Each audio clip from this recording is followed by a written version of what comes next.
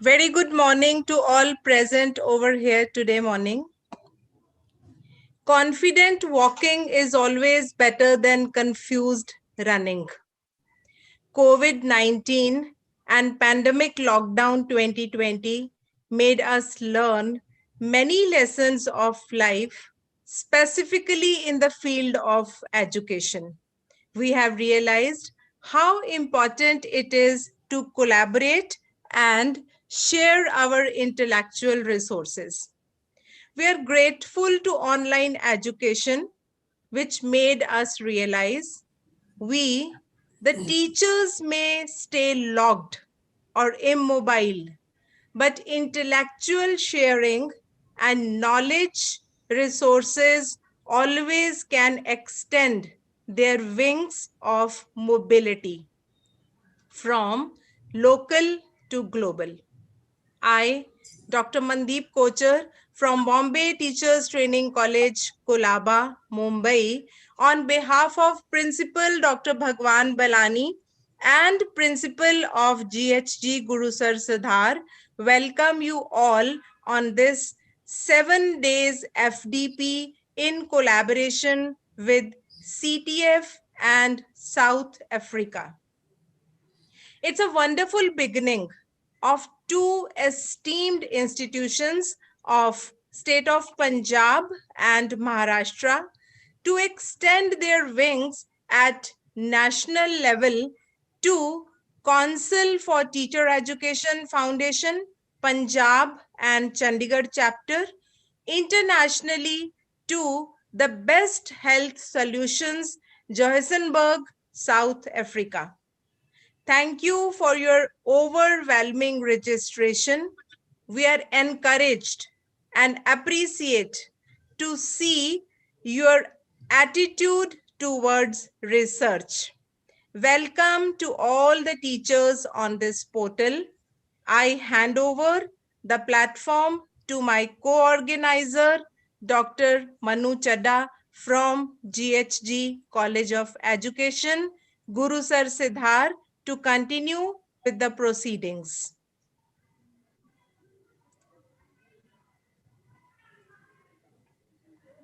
Thank you, Dee. A very warm and pleasant good afternoon to the august audience. On behalf of all the 4 collaborating colleges, collaborating institutions, G.H.G. Khalsa College of Education, CTEF, BTTC, and Best Health Solutions, I extend a hearty welcome to all the participants on this e-platform. Realizing that we teachers have to be pivotal in national development, we are all here to gain expertise on the much imperative topic that is resource mobilization, local to global. But before we start with our program, as per the traditions of the college, I would request you all to kindly join us for the college Shabad. Gurpratap sir, for the college Shabad, please.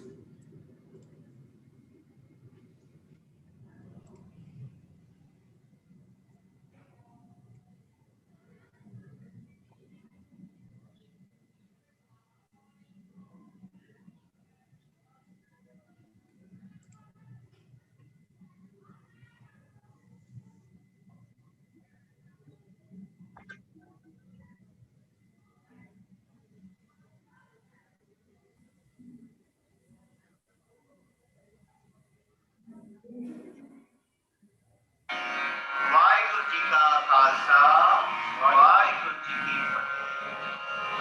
ਦੇਖ ਸ਼ਿਵਾਵਰ ਮੋਹੇ ਹੈ ਸ਼ੁਕਰ ਮਨ ਤੇ ਕਬ ਕਰਮ ਮਨ ਤੇ ਕਬ ਦੇਖ ਸ਼ਿਵਾਵਰ ਮੋਹੇ ਹੈ ਸ਼ੁਕਰ ਮਨ ਤੇ ਕਬ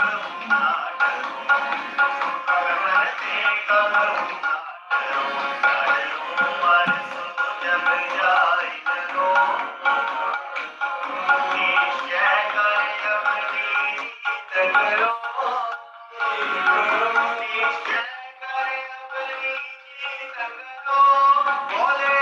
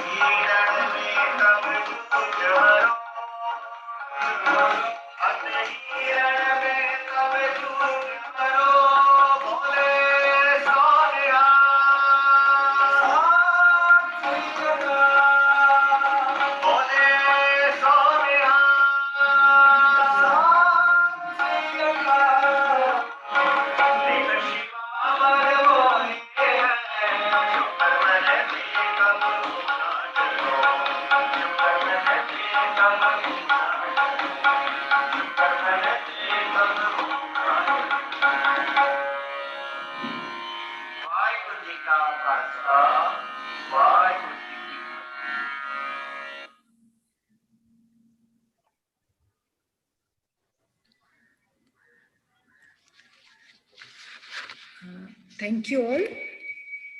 Education is one of the dominant sectors of Indian economy in terms of enrollment of children, employment of adults, and investment of financial resources.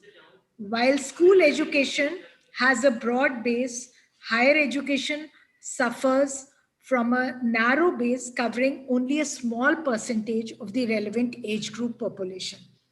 With the expansion of school education, the pressure on higher education system to expand is expected to continue in India.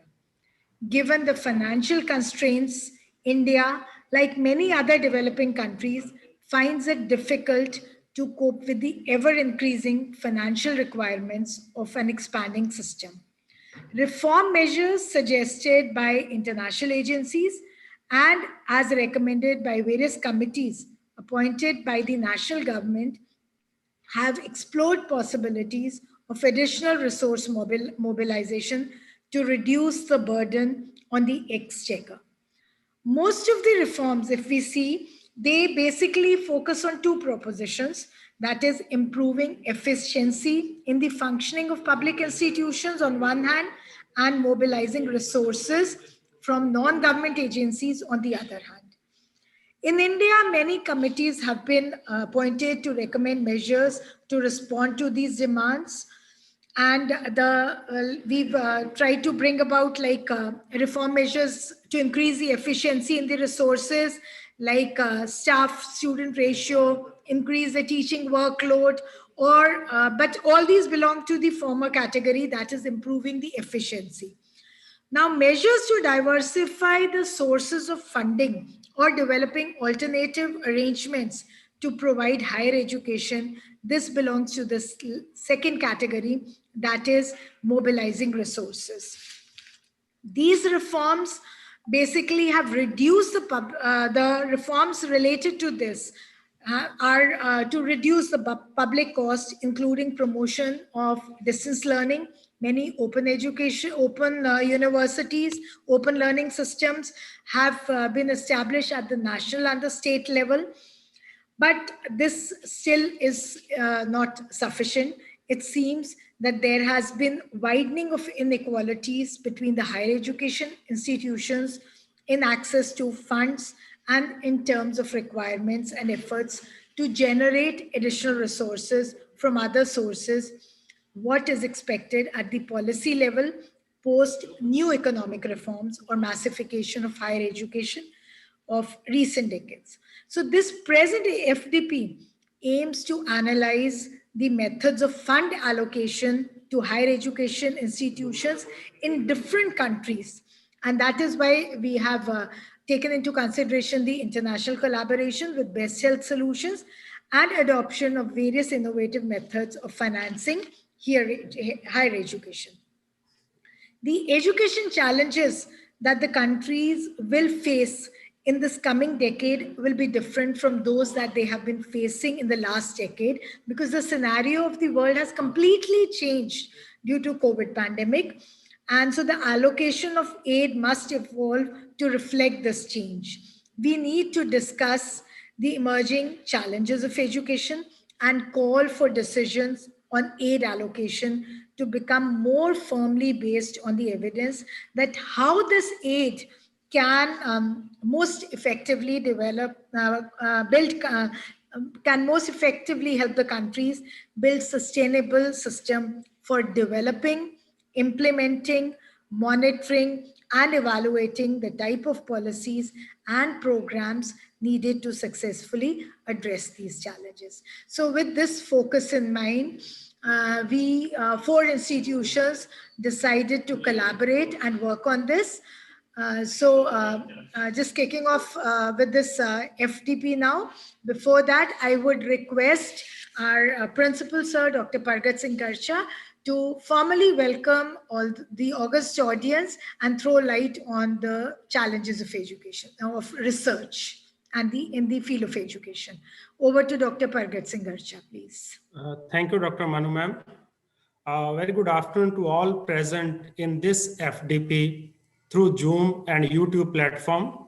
I, on behalf of the College Management Committee, the faculty of G.H.G. Khalsa College of Education and BTTC Mumbai, and CTF Punjab and Chandigarh chapter, BTTC Mumbai, and the Best Health Solution, Johannesburg, South Africa, extend a heartiest welcome to our resource persons of this FDP, respected heads of the various institutions, and the learned faculty members who have joined us from different parts of the globe. I would like to share with all the participants that our college is serving the society from last 7 decades. Our college is making continuous efforts to contribute in the field of teacher education. Our efforts are recognized by NAC for 2 times with A grade to our college. Our college is also selected as a mentor college by the USC for guiding 5 colleges for their NAC accreditation. With the collaborative efforts with these colleges, we are trying our best for their accreditation process. As we know in the NAC criteria, the criteria number 3 is focusing upon research and research projects. So this FDP will help the colleges, the mentee colleges, and all other colleges faculty in one or another way to plan some resources for getting grants for research and improving the quality of research. You might have gone through an article in the journal Current Science, which confirmed that while college teachers are the major contributor to fake journals, researchers from ICAR, CSIR, and ICMR labs and other reputed national institutes such as IITs and NITs are also guilty of doing the same, according to a widely cited study in the journal BMC Medicine. Between 2010 and 2014, publication volumes in fake journals increased from 53,000 to 4,20,000 articles in 2014. 27% of fake journal publishers are India-based. Nearly 75% of the contributors were found to be from Asia and Africa. Of the 262 sampled corresponding authors, around 35% of authors were from India, with Nigeria a distant second with 8%. The fake journals industry is booming and was estimated to be worth $74 million in 2014. So it shows that researchers need to improve the quality of research and publication. Good quality research can only be considered for funding by various research agencies. For getting grants for research, we need a thorough knowledge of various platforms, agencies, government or non-government available for you, their procedure of accepting your research proposal, and key points to be kept in mind while working on research project. So this FDP is also a small effort of GHG Khalsa College to provide a platform to our mentee colleges and all the participants across the globe who have joined us to explore different areas related to research grants. For this FDP, we have honorable resource persons from India and South Africa. So I extend a hearty welcome to the honorable resource persons.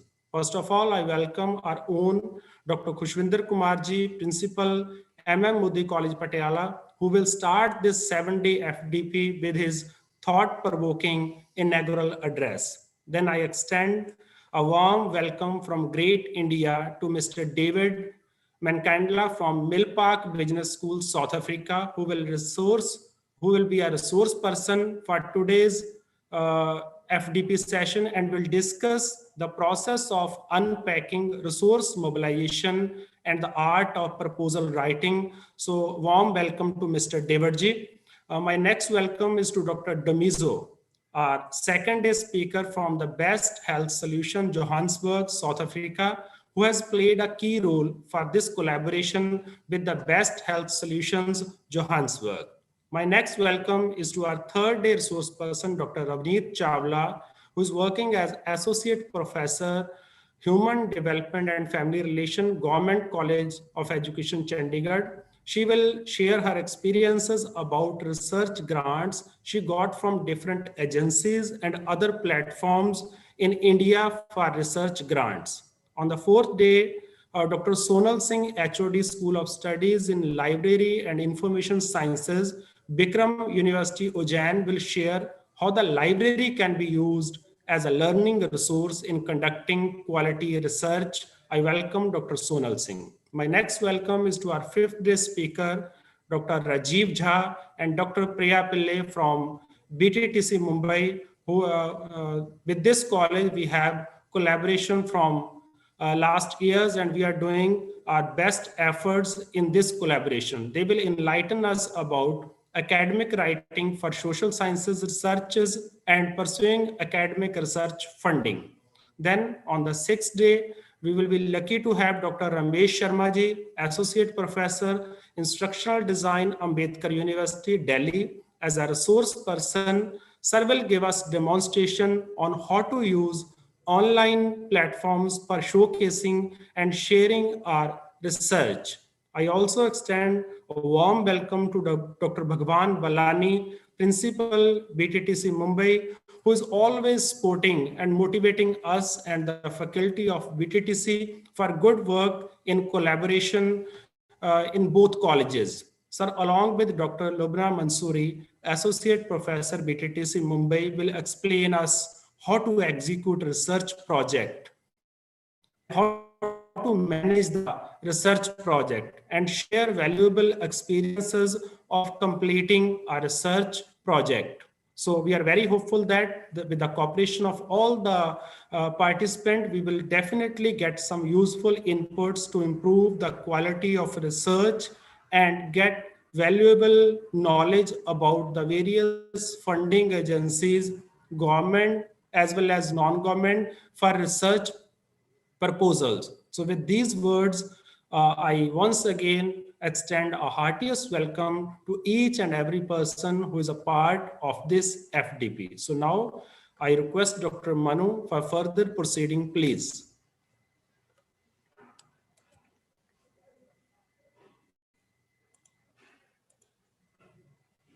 Thank you, Dr. Dr. Manu, Margaret. please. Thank you.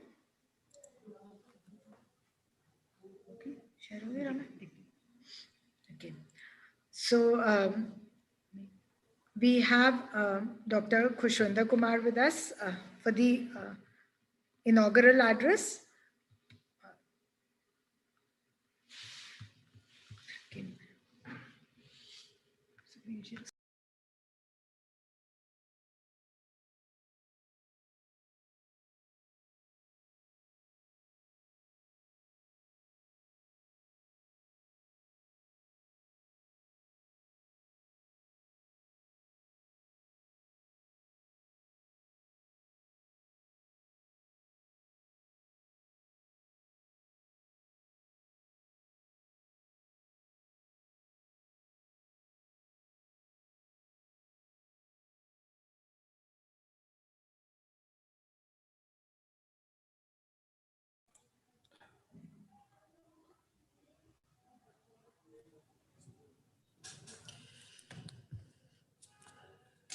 Dr. Manu, may I start?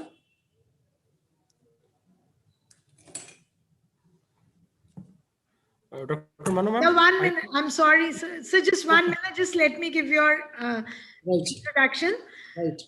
Dr. Khushwinder sir has an experience, is presently the principal Multani Modi College Patiala and the president CTEF, the one of the collaborating institutions in this FDP. Sir has an experience as a school teacher for 3 years and has worked in this college, G.H.G. Khalsa College, for 11 years as lecturer in education. And from here, sir joined as a principal BCM College of Education, and since 2014, sir is working as a principal College. He is a fabulous researcher, and his field of research is basically educational pedagogy, and has guided more than a dozen PhD students with a number of MA dissertations, has presented national papers of national and international repute, and has delivered almost more than 100 lectures. Sir has published a number of books, authored number of books, edited and translated books of Punjab Board also. Sir is the next. Sir is an alumnus of our college and is a man of wisdom and intellect. Above all, a very social, resourceful, and an excellent advisor, a wonderful researcher, member of Board of Studies, and has been working as an assessor as NAC, was a member Academic Council Punjab University, and presently member Academic Council Punjab University. He has sir has I have so much to speak about, sir. Not wasting much time, I would like to now hand over this platform to Khushwinder sir for the inaugural address. Over to Dr. Khushwinder sir, please. Thank you very much, Dr. Manu. Am I audible? Yes, sir.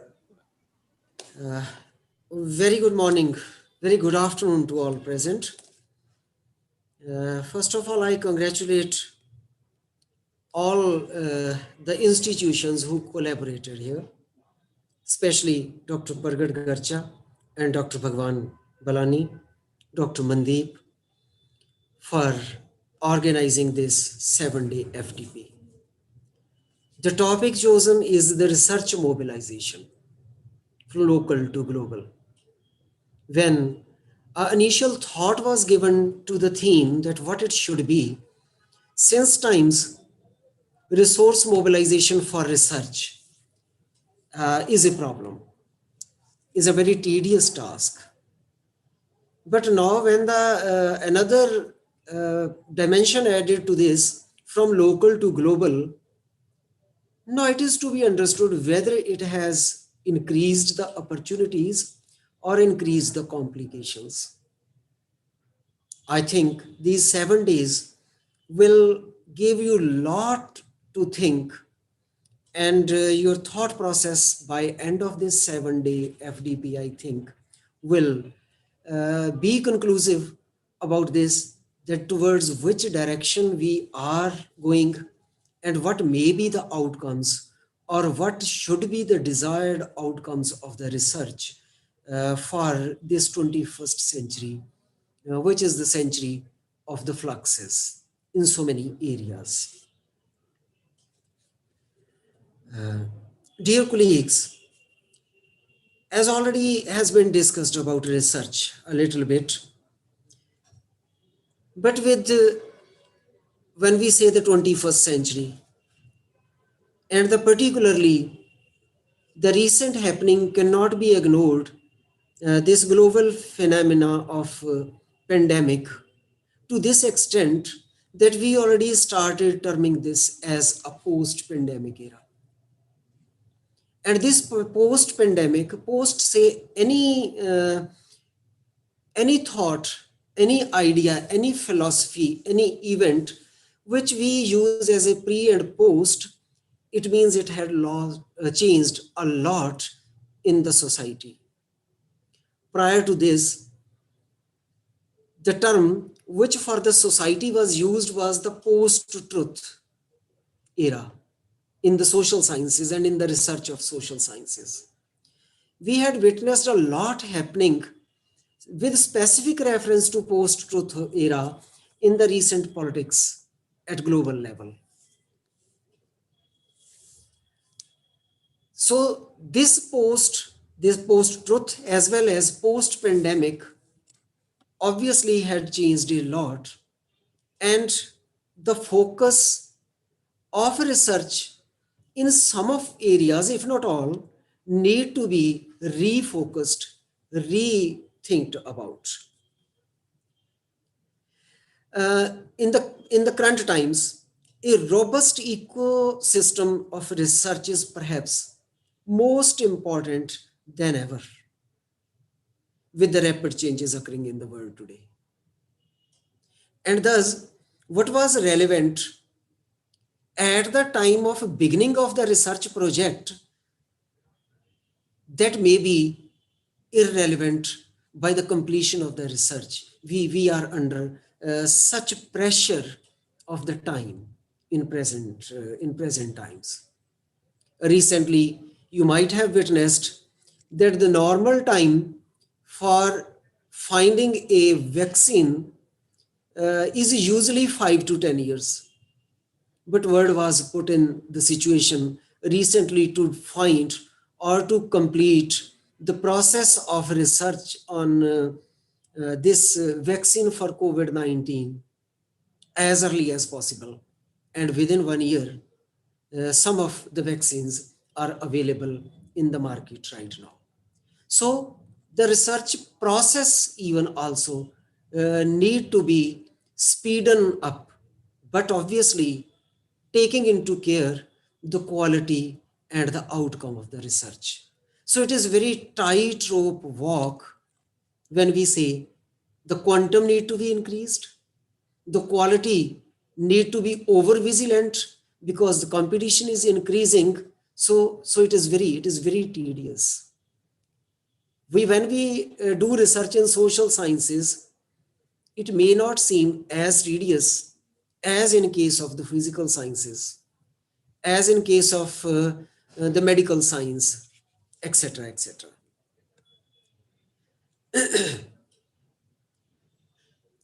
The societal changes, particularly in India, needs to be have specific address in these days.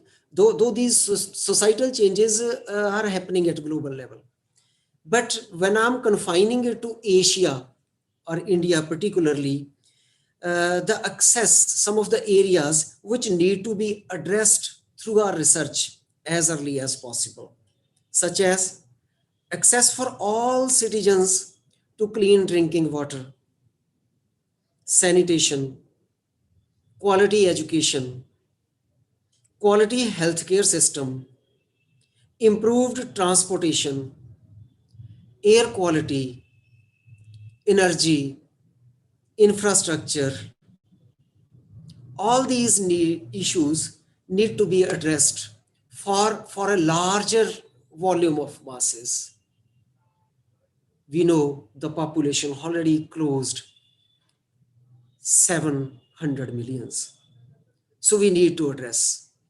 Today, the two countries which are sharing here, India and South Africa, they are under tremendous pressure for all these amenities which need to be addressed. I'm not referring to any particular subject or anything. The areas which need still to be addressed after about a century of independence of the Asian countries, many of the Asian countries, we still have to struggle, have to find solutions to the basic amenities of the human beings. And the need of research has further been aggravated when the societal concerns or the civic concerns of the civic society are continuously being challenged for last 1 decade. When I was referring post-truth era, no, I'm specifically referring post-truth because for last 1 decade, the societal concerns has been challenged to the extent that in the Eastern philosophy, what we say, the eternal values, even those values have been challenged, and they will be continue to be challenged in the coming times also. In our Indian society, merely 0.69% of GDP till prior to the recent budget has been allocated for research, which is very dismal as compared to the other developed nations. And if I have to refer the latest budget 2021, the figures to be found out are very difficult, that what is exactly the percentage of GDP.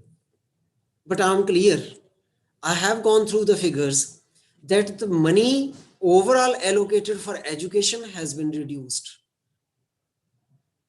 And even out of that, the money towards school sector, school education is increased a little bit as compared to the higher education.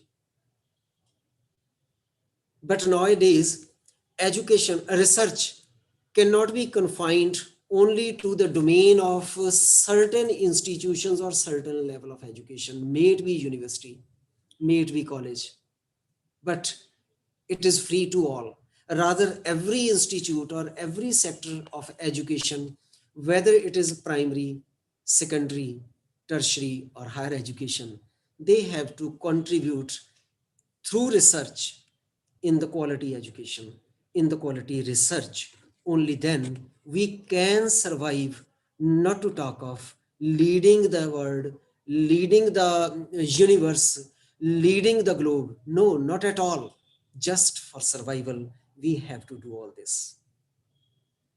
The recent policy document, which is in practice, in implementation in India, NEP 2020, envisions a comprehensive approach to transform the quality and quantity of research in India. Obviously, it is a very good vision, which cannot be denied at any cost. And it along with say that the school education need to be research on more play-based, discovery-based learning, and it should emphasize on scientific method and critical thinking. Today's platform is global.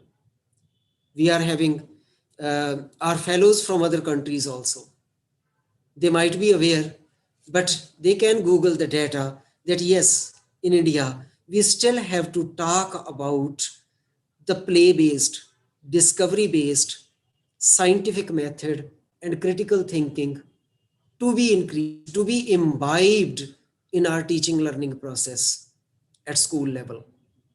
And it needs a lot of innovation, a lot of creativity, and a lot of research. So dear colleagues, nowadays when we talk that in post-pandemic era, the platform from simple classroom has been widened. And the technology people had already rushed in this race.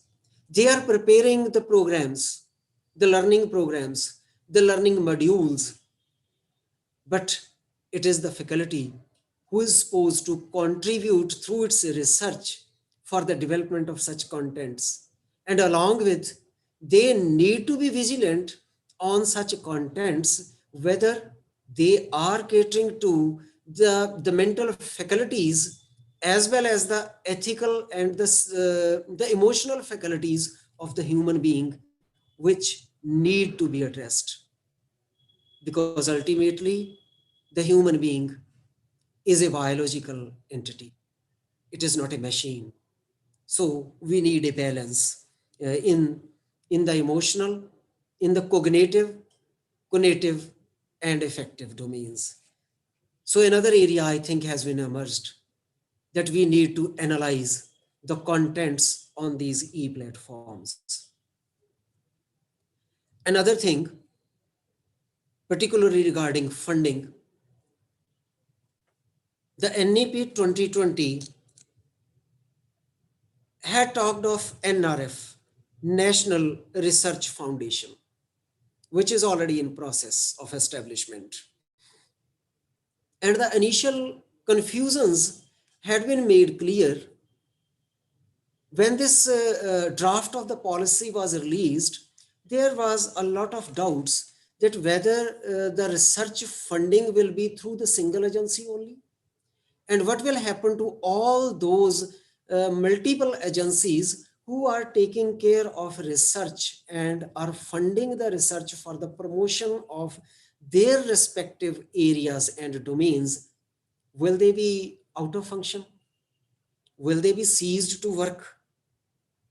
But now the policy document has made it very much clear. What has been made clear? Firstly, that all other funding agencies, if I have to name the few, Department of Science and Technology, Department of Atomic Energy, Department of Biotechnology, DBT, Indian Council of Agriculture Research, ICAR, Indian Council of Medical Research, ICMR, Indian Council of Historical Research, ICHR, along with UGC, they will continue to function for the promotion of research, and they will continue to fund the research. So now we can approach to the multiple agencies for research funding. But one thing is very much clear, that now claiming for submitting a proposal for research is going to be more competitive. More peer-reviewed proposals are to be submitted. More collaborative research is required. Research in more cutting-edge areas is required. Perhaps the single faculty research, which Dr. Pargat was referring to, that perhaps for last 2-3 decades, the majority of research, no denying the fact, in Asia and particularly in India, was done for claiming certain scores in the academic circles only. But dear colleagues, now it is the time that you have to decide about the quality of your research, whether you are going to conduct it merely for few scores only, API scores only, or you wish to resolve certain bigger issue or problem of the society. I think identification of the research problem and topic became more crucial than ever, because the dividing line between the pure research and applied research are diminishing day by day. I'm not denying the fact that the mother of all research is the pure research, pure faculty, pure subject-based research. But at the same time, the pressure is increasing on the applied research, which can have immediate significance to the society. So, dear friends, along with these agencies, now a lot of non-government or the corporate agencies have came up in existence. And our higher education policy now, NEP, say that it will be accounted for all the purposes. We have now open access to different agencies. If I have to name a few, for example, now every higher education institute or university is opening its doors for resourcing the research process. May it be the fellowships for PhD or the postdoctoral fellowships. Almost all the universities in self-financed categories, if I name, perhaps it may be unjust, but almost all the universities under self-financed categories are under pressure. They'll have to fund the research component for PhD fellowships and postdoctoral fellowships, and having collaboration with the corporate world for their survival. It is an opportunity for the researchers, for the budding researchers. I hope you will be exploring that. Few days back, in our vicinity, Thapar Technical Institute published some research fellowships in different faculties. So when I say they are going to open up, it is almost every university, every educational NGO, every organization have to open up.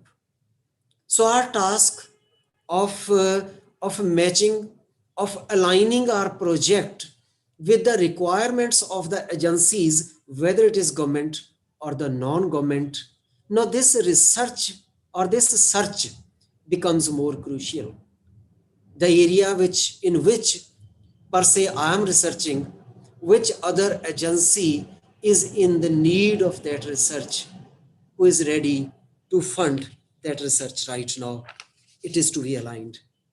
It is to be approached for getting funding for our research. So dear friends, I hope as a beginning of this, many of the speakers which has been chosen very deliberately for this 7-day FDP, as already has been introduced through the brochure and through the welcome address also, you might have witnessed that the resource persons from across the sciences, social sciences, pedagogies have been chosen, not only from India, but from across the world. Because the topic, the theme of today is moving from local to global. So when we will be searching for the resource mobilization for research, so our search, our mobilization cannot be confined to the single agencies or the single country only. We may approach anywhere. The institute where I'm sitting, which I'm heading in these days, we had found number of Fulbright fellowships in biotechnology, in chemistry, and in business administration also. And our faculty members had availed Fulbright fellowships to the tune of 45 or 50 lakh annual. But the competition is stiff. It is outcome based.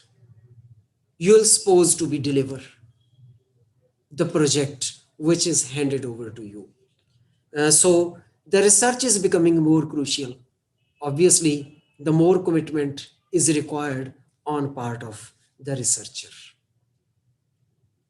So I wish that this 7-day FDP will be not only motivating or inspiring, rather nurturing the budding researchers, will nurturing the mentee institutions, the faculty of the mentee institutions, and all the delegates to be more committed to research along with their teaching learning process.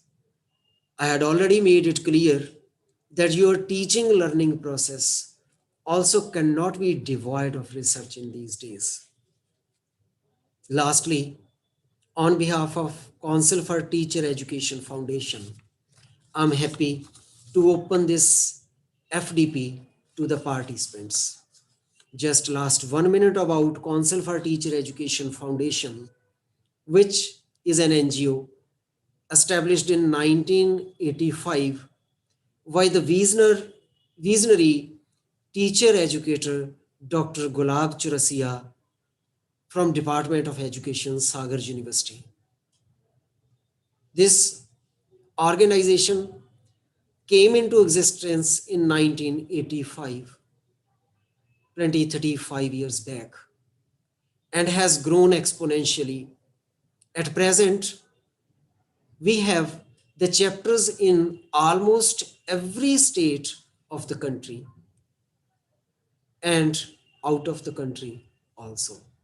CTF has its chapter in USA, in England, in Nepal, in Myanmar, and some more countries also. I pay my regards to the vision of late Dr. Gulab Churasia and his team. who started this visionary expedition in 1985. CTF was formally registered under Registration Act in 1991 and revised registration in 2019 due to certain technical complications. So Council for Teacher Education now re-registered with the name of CTEF World Foundation has been added. I'm referring from Punjab, Dr. Devraj Vij, known as the Bhisham Pitama of teacher education, was in the founder team. And after Dr. Gulab Charasia, he led this organization as the national president. I owe my regard to the Secretary General and the current chairperson and president of the CTEF. And I'm happy that CTEF is growing in leaps and bounds. Dear participants, as in these days, no faculty can work without the collaboration of other department, branch, or faculty. Such is the pressure of the societal and the civic concerns. Considering it that we are also looking forward to the promotion of the membership of CTEF to all the departments of all the universities and colleges. We are going to think on this proposal in the coming national body meeting of CTEF. So at the end of my inaugural address, I congratulate both the organizing colleges and collaborating agencies, and I wish all the best. And I hope the aspirations and which force the participants to join and the objectives laid down by the organizers will be met, if not fully, at least partially, in these 7 days FDP. Thank you very much and very good afternoon. Over to Dr. Manu.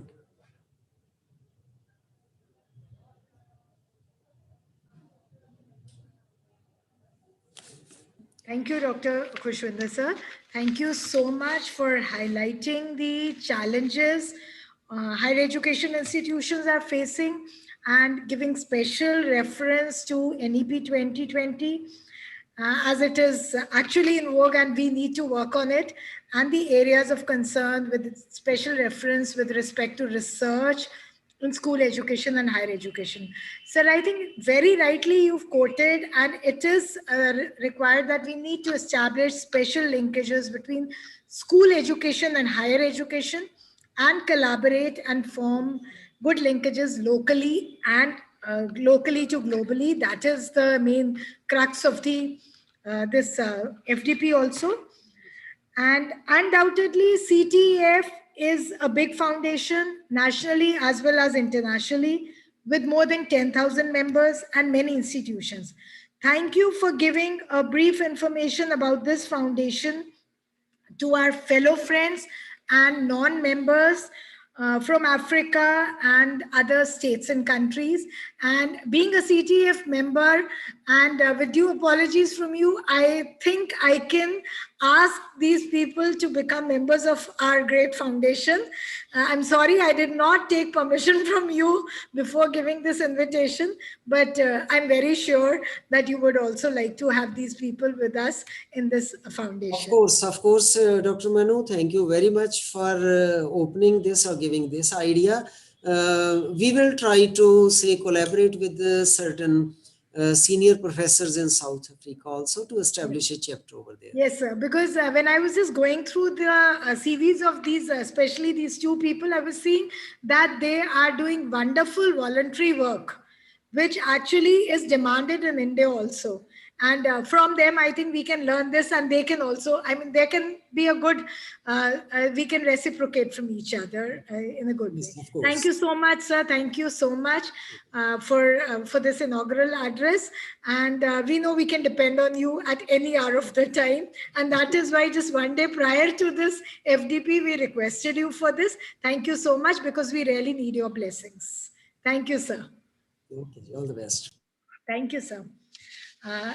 Now for the next, we have Mr. David Makandla from Milpak Business School, South Africa. Mr.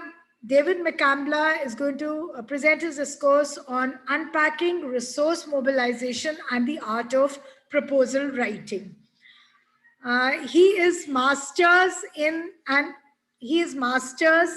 with postgraduate diploma and certification in development management and bachelor's in social science in monitoring and evaluation.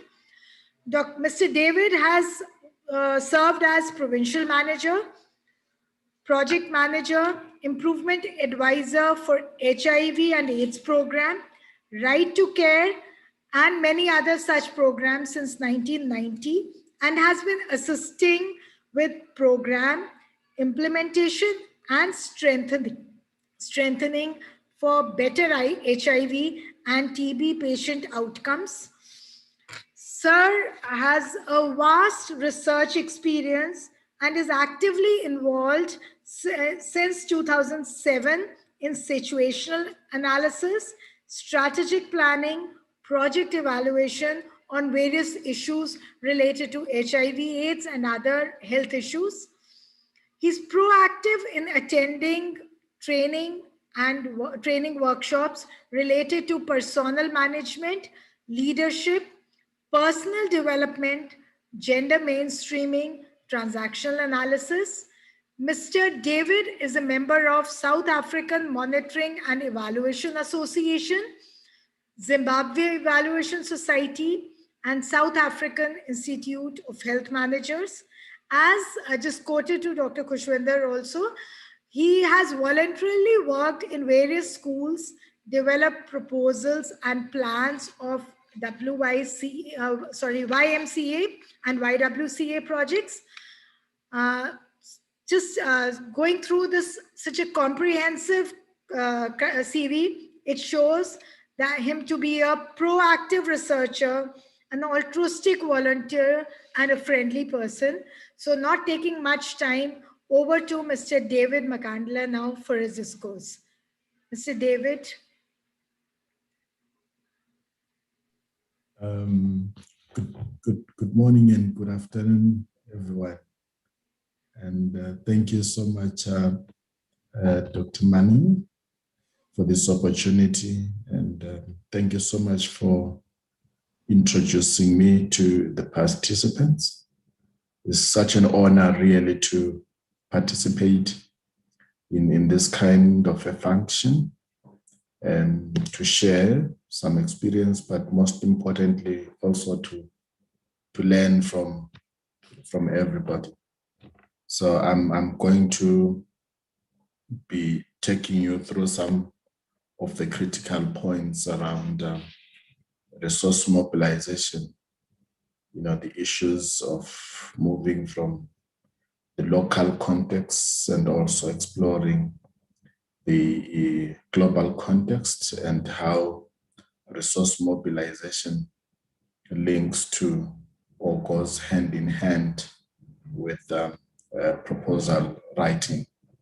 So I'm going to share my screen if that is okay. Let's see if I can share my screen. Dr. David, if you are comfortable, can we have your camera on, please? Okay. Thank you, sir.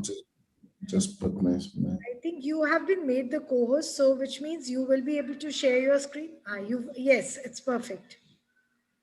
Can everybody see my yes, screen? Sir. Yes, sir. We can. It's perfect. It can be seen. Yeah, perfect. Okay. Yes, Mr. David, you can go ahead. Everything it's visible. The screen is visible. Okay. Can you see my camera?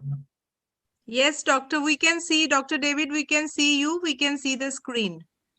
Okay. Thank you. You so can much. go to slide view. If that is possible, go to slideshow. Otherwise, you will have to change the slides from the corner.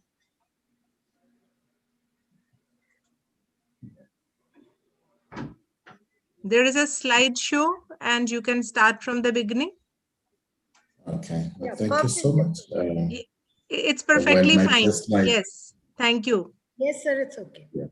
Thank you. I think those are just some few points for us to take note of as we go through the session. I think they are common things around our microphones. Dr. David, can you be a little louder? Just the volume is too low. Oh, okay. All right. I was saying the first slide, just some critical points for us to take note of as we go through this presentation. I'm not going to go through those one by one.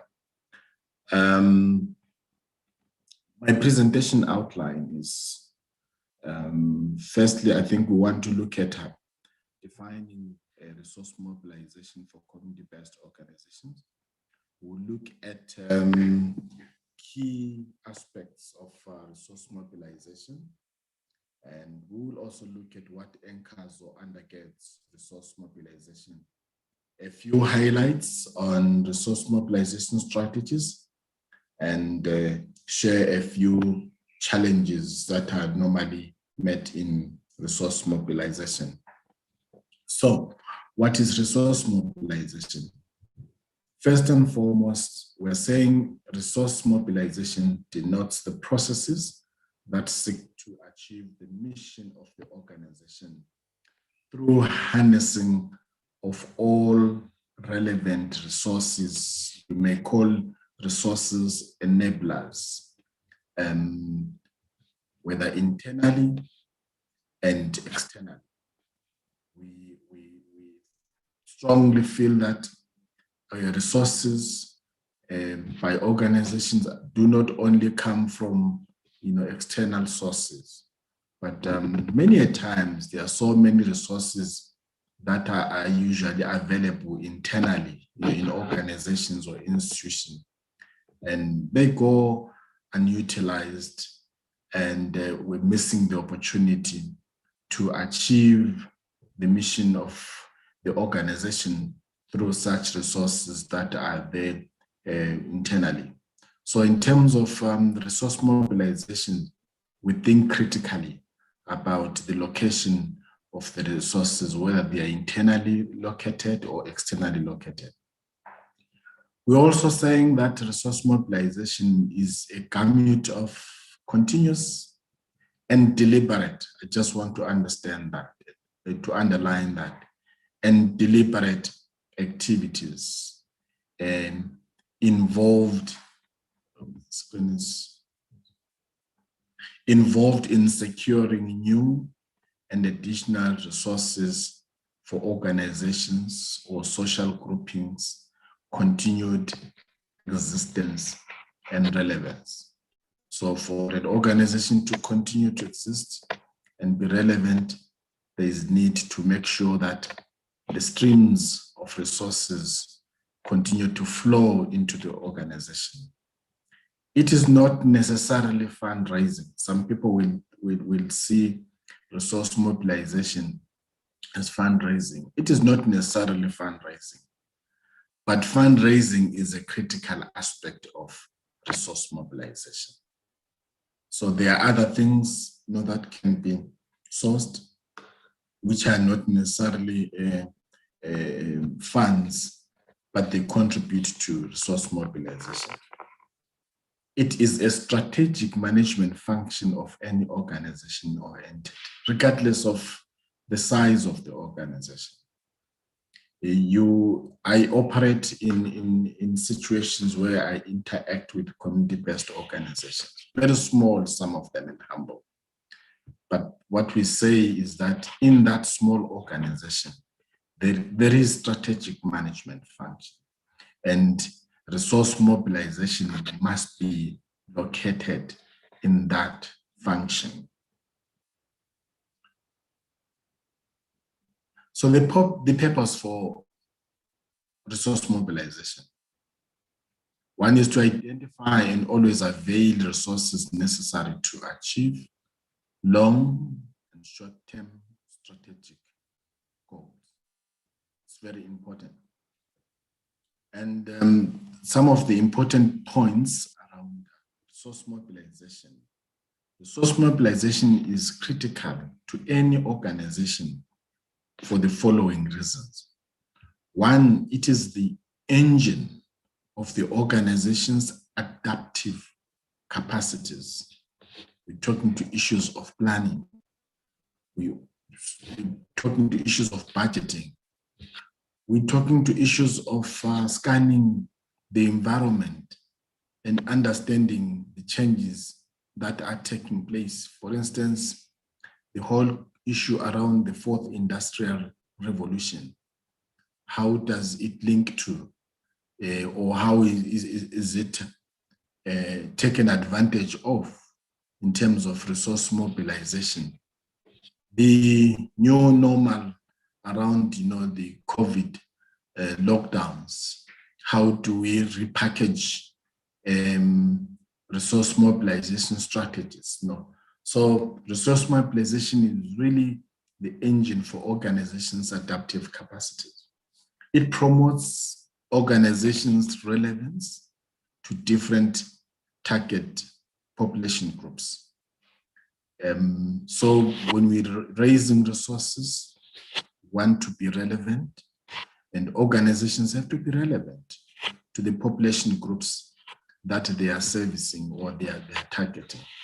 Without strong resource mobilization mechanisms that bring resources, it becomes very difficult for any organization to remain relevant to its target population. It anchors organizational sustainability and broadens the resource space. So resource mobilization, really, that's where the whole sustainability of organization sits.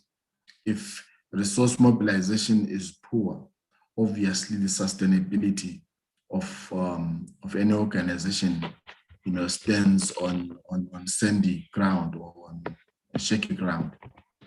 It drives improvement and scale up of activities. So if any, especially our community-based organizations, they need to improve the quality of services all the time. And without a very good resource mobilization strategy or mechanism or processes, scaling up of services and improving up of services become a nightmare. So these are the key resources when we talk about resources. Remember, I said resource mobilization is not necessarily fundraising. You're looking at a lot of resources.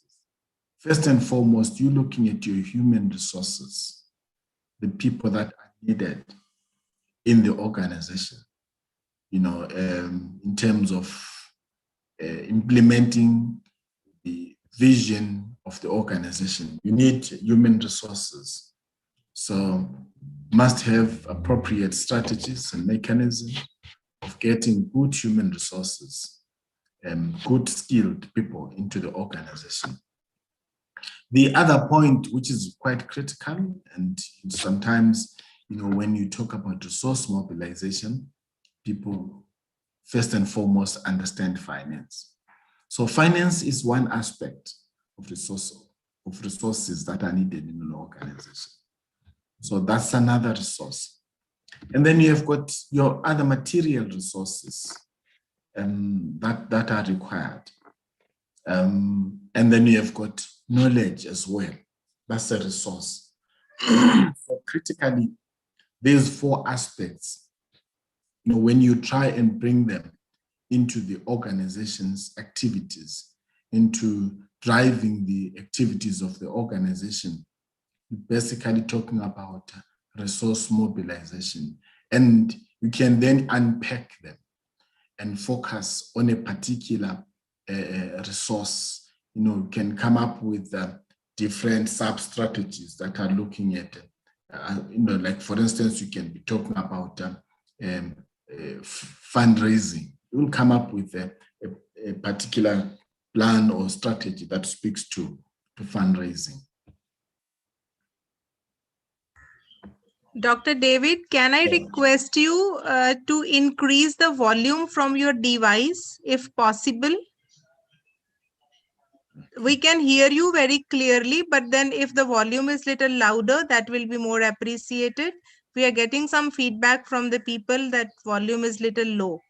If that is possible, you can please do that. Otherwise, it's fine, sir. Thank you, sir. You can continue. I tried to increase my volume. I'll still try. Let me try.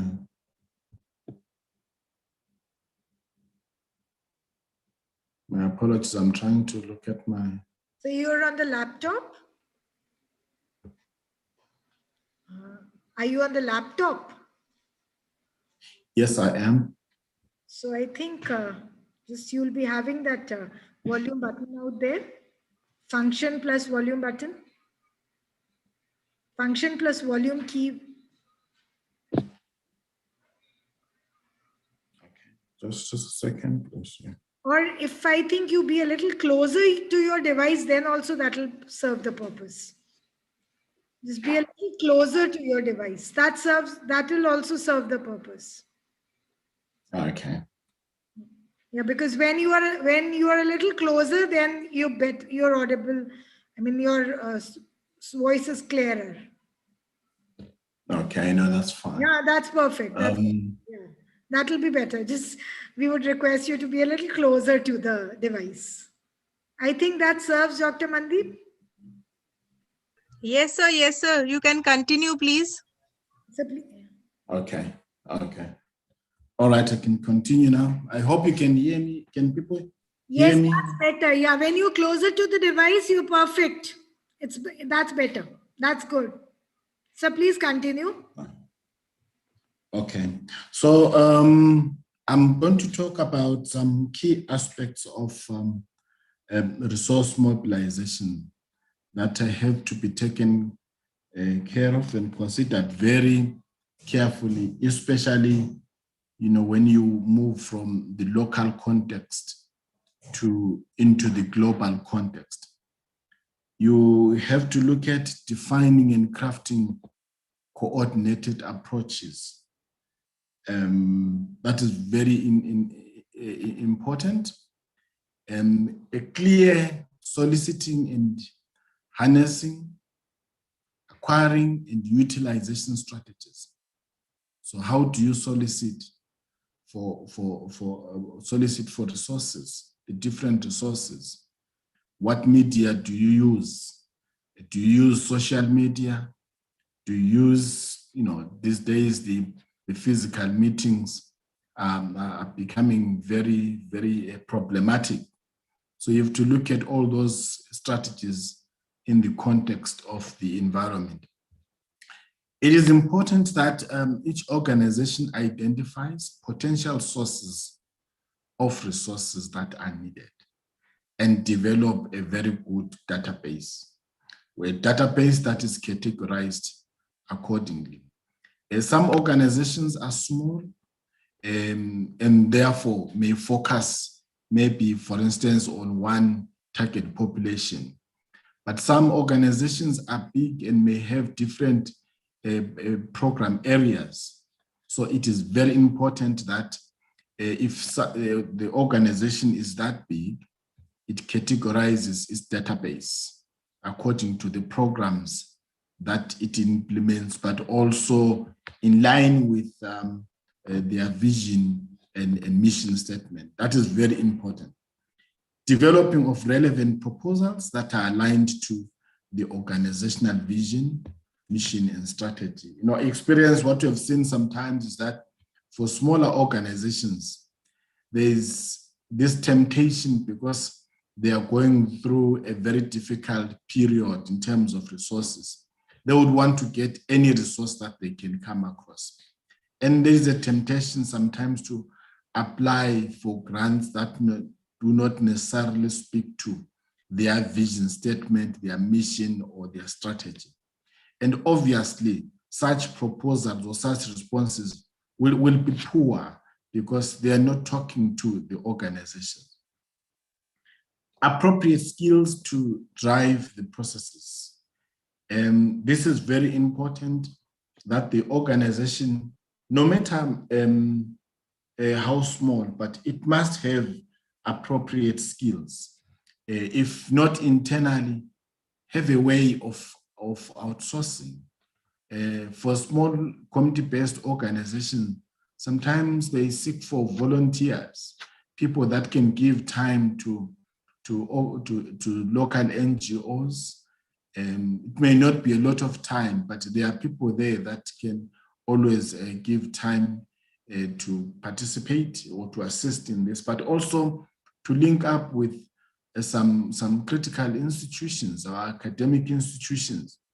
Community-based organizations need to explore how they link with these tertiary institutions, and so that they can also pull that kind of a resource into their resource mobilization strategies. So what anchors resource mobilization? Saying there are three things which anchor resource mobilization. So if these pillars, these issues are there, you're bound to have a very good resource mobilization strategy or mechanisms that continue to unfold towards the sustenance of organization.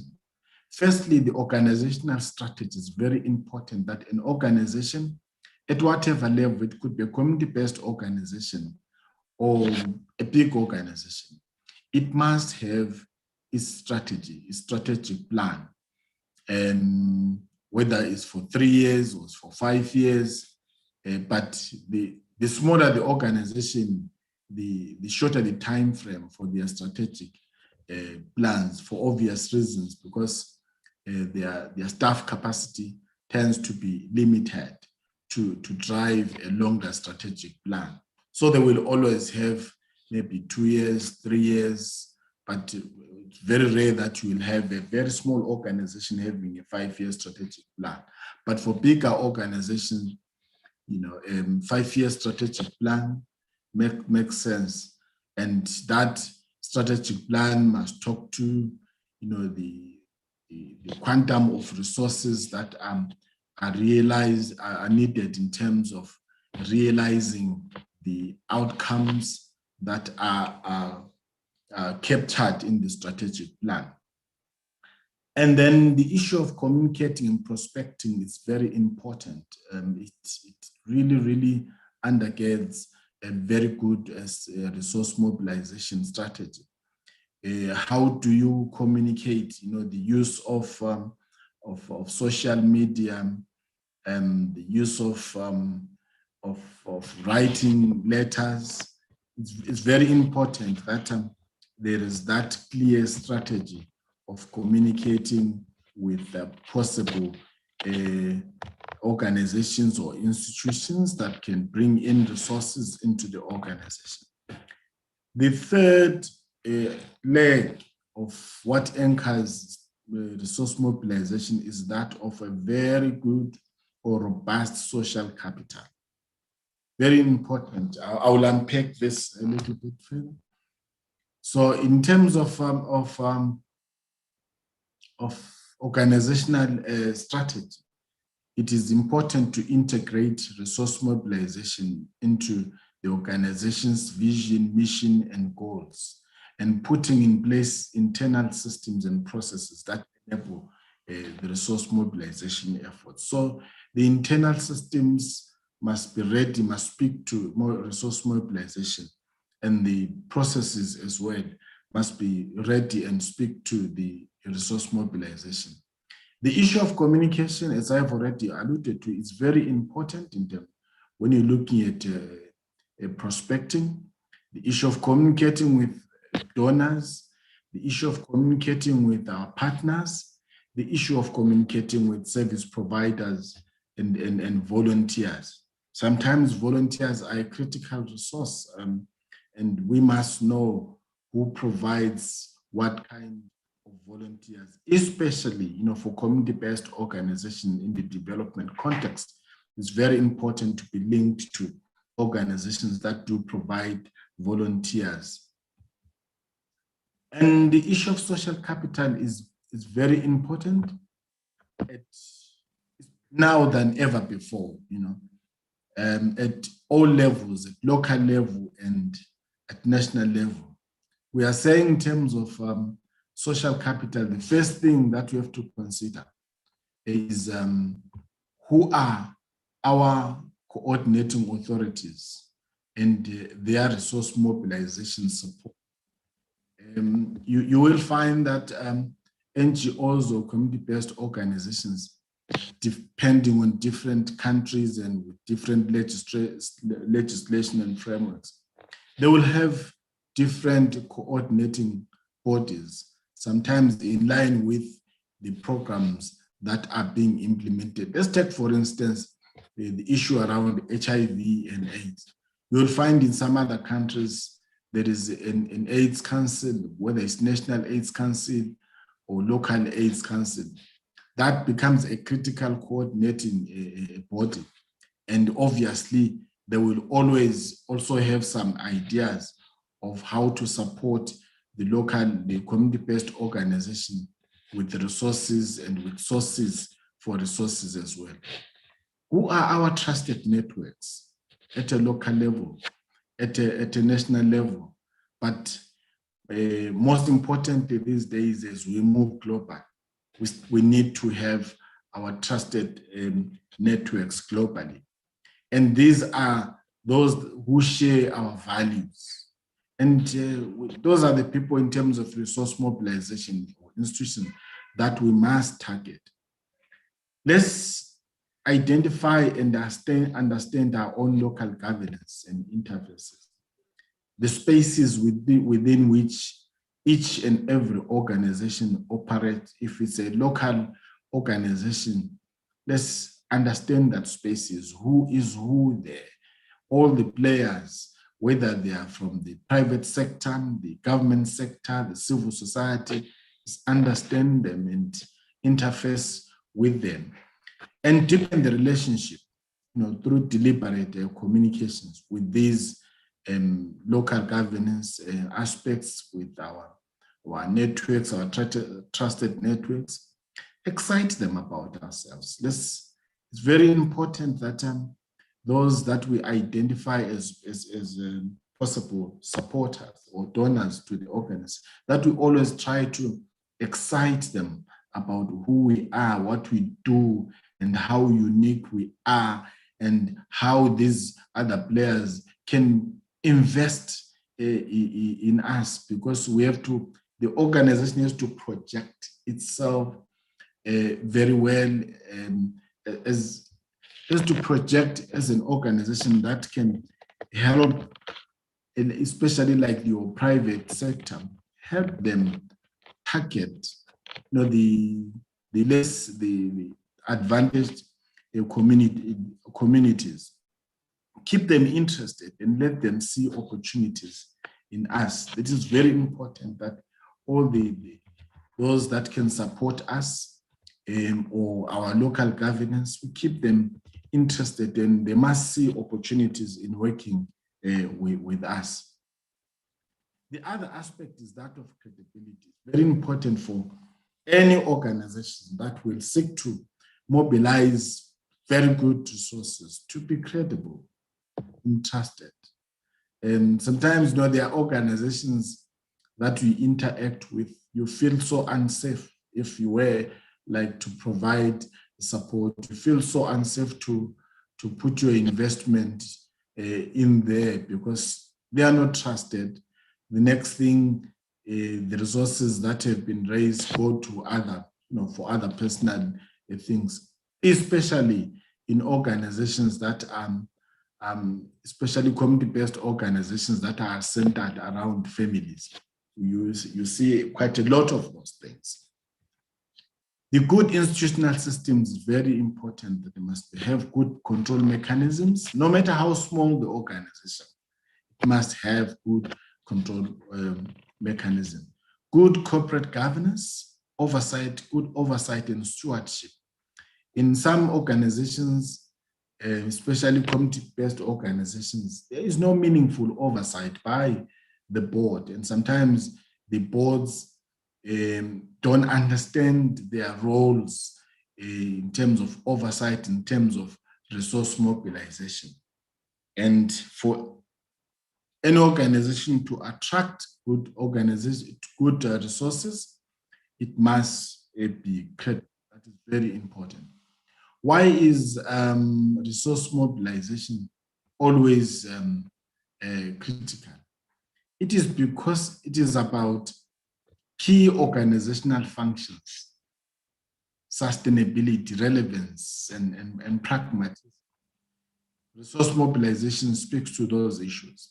It's not just about getting finances, but it's about relevance, it's about sustainability.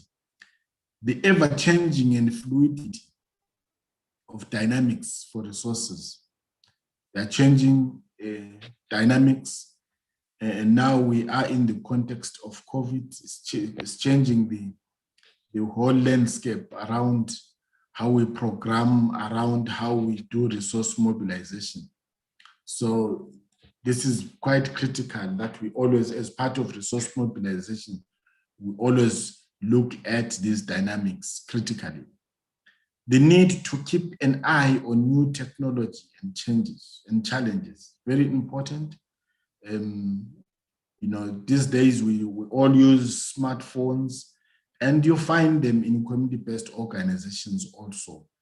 And they must be utilized for resource mobilizations and challenges that do come. Some challenges come up and bring certain opportunities. So it is very important that the organizations will critically follow challenges at local level, at international level, and see opportunities there. For instance, we are in the context of COVID, and organizations, community-based organizations, can easily find an opportunity of educating communities around COVID, around vaccine, dealing with all these myths that are coming up around the vaccines. So in as much as there is a big challenge, but there is also an opportunity to find space to operate and resource mobilize and mobilize resources to operate. Funding focus amongst many sources tend to change rapidly, especially amongst the big international donors. They will change focus here and then. Therefore, there is need for any resource mobilization process to be sensitive to these kind of changes. I'm sorry. Mechanisms and challenges for attracting resources keep on changing in line with a lot of global socio-economic developments. All organizations need to give more careful consideration to their sustainability and in a context where it is no longer business as usual. So the issue of sustainability, I think, is very important. I've been talking about the issue of sustainability, and this is driven by a very conscious resource mobilization activities. So sustainability is often defined as having sufficient funds to cover an organization's activity. This is very important and obvious. There are three fundamental streams for sustainability in terms of this discussion: institutional sustainability, financial sustainability, programmatic sustainability, and resource mobilization must always support these. At least these key streams are very important, that they are sustainable, and resource mobilization speaks to these issues in different organizations, whether they are community-based organizations or they are international organizations. Those three streams are quite important. So some of the steps in resource mobilization: the development of resource mobilization strategy will, among others, address the following steps. Developing a strategic plan. I think I've already spoken about this earlier on. And within the strategic plan, there must be a resource mobilization strategy which focuses on resource mobilization. So if an organization has got a strategic plan which does not have, a strategic resource mobilization aspect, it's incomplete. Identify the resource requirement in line with the strategic plan. Issues of costing, I think, are very important. The issue of quantifying the kind of resources, whether they're human, they're materials, is very important. Mapping sources of different resources and identification of required resources for projects. Comparing what is needed and what is available to determine the gaps. Identify potential sources of funding, of needed resources, outlining the best strategies for approaching stakeholders, donors, and partners. It should not just be approaching all these randomly. There must be very good and clear strategies for approaching these partners. Outlining monitoring and review mechanisms. This is very important, that there must be clear frameworks of monitoring and reviewing resource mobilization activities and the utilization of resources that have been mobilized. Documentation and dissemination of all activities. I'll speak to this one a little bit later. Yeah, I think in this slide we'll speak to my previous slide a little bit, just to to highlight certain important things in fundraising, where you're looking at the relationship between the donor and the organization. I've just written up there donor and down there CPO. Not that there is that kind of a relationship of the donor being above the CPO, but it's just a mutual relationship around resource mobilization. It is important for any organization that has been supported by different players to thank those previous donors or even the current donors. An organization must deliberately thank those organizations so that there can be that continued recognition. Whosoever is funding is seeing that they are recognized by the organization that they are supporting. And also what is important is that you have to showcase their work and the work they have supported. And when donors will do that, and we see that donors showcasing the work that they have done through different organizations in different spaces, could be even in different countries.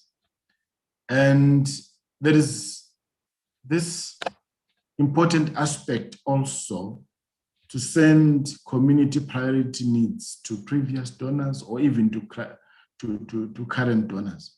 It does show that the organization is very serious in terms of the space where it is working. It continues to do a needs assessment for the organization that it is working with. And for this reason, it is very important to keep on sharing with previous donors. I'm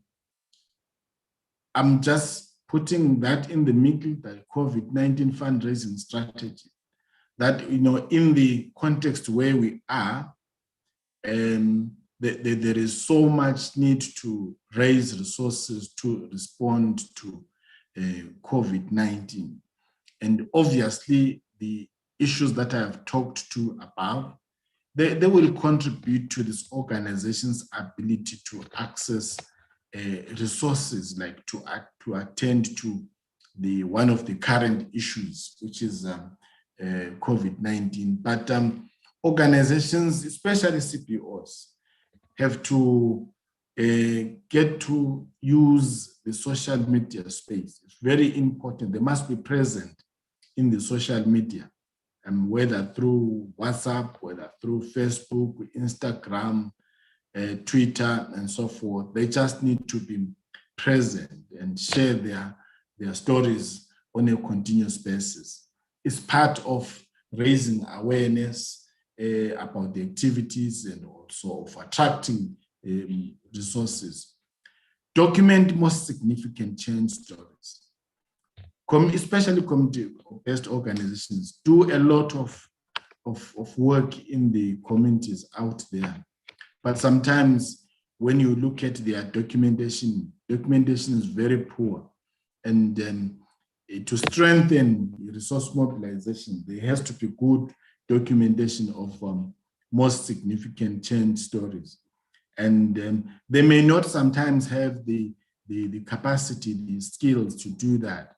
But remember earlier on, I talked about linking to certain networks, to certain institutions, to certain organizations that do provide volunteers. They will provide some skills to do the documentation of most significant change stories.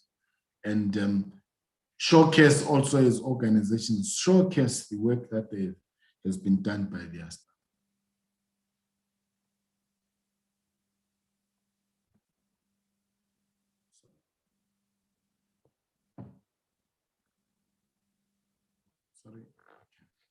There is need to continuously develop new partnerships as part of resource mobilization. Any organization will need to continue to develop new relationships and partnerships because things may change. Never be satisfied with the few partners or partnerships or relationships that are there. Things may change. So any organization that is worth it in resource mobilization will need to get into this continuous process to nurture and maintain relationships and assert the value of donors by various strategies. Diverse sources of funding is a guarantee for sustainability. So it's very important to diversify in terms of sources. Sometimes some organizations will be funded by this one good source, funded very, very well. But when things go wrong with that one source, it kills the benefiting organization. So it's very good to have a diverse source of funding. Partners support an organization whose mission and action plan are complementary to theirs. So when you are identifying possible partners or organizations, identify those that have got missions, vision statements that speak to them as well. The issue of transparency, credibility is very important. It's a key component, especially when you have got sources from funding from different sources. It's very good to be transparent and share information across the current donors. If you're having maybe 2, 3, 4 donors, let them understand what is happening, what is being funded by the other donor. Because if that is not talked about upfront clearly, it normally creates a lot of issues. Some organizations, especially your community-based organizations, my experience at least, they will end up doing what they call double dipping, and it creates credibility problems. It's very good to thank donors, staff, and partners involved, participate in regularly at various conferences. Some of the benefits, I think this is my second last slide, for resource mobilization strategies, is it communicates the organization's resource mobilization needs and expectations to both internal and external stakeholders, provides the basis within which an organization can evaluate, explore, and understand its capacity to self-sustainability and growth, provides a mixture of an organization's internal and external resource mobilization activities.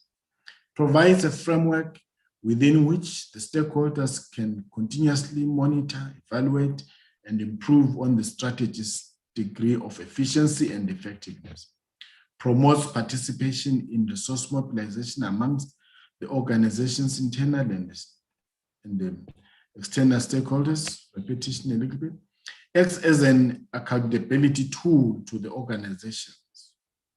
This is very important to the organization, service providers, partners, and beneficiaries. So it's very important to see a resource mobilization strategy as an accountability tool. So, I mean, this resource mobilization has to speak to proposal writing. They go together. You can't separate. Proposal writing is a critical skill that makes resourcing or soliciting more successful.